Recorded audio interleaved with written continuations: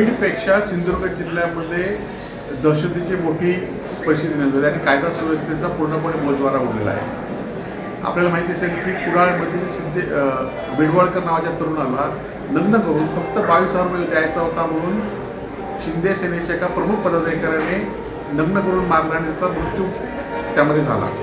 आणि ह्याचा खरं तर सिद्धेश शिरसाट आहे, त्याचे अनेक लोकांशी संबंध शिंदे गटाशी आहेत, त्याचे बॅनर कालपर्यंत होते आणि त्याला वाचवण्यासाठी तिथले स्थानिक आमदार अनेक पदाधिकाऱ्यांनी जिल्हा पोलिसांना किंवा जिल्ह्यातल्या प्रमुख पोलिसांना फोन केलेले आहेत। आणि त्यामुळे ह्यांचा खरा आका कोण, या सिद्धेश शिरसाटचा आका कोण हा प्रश्न आता सिंधुदुर्गवासियांना आहे।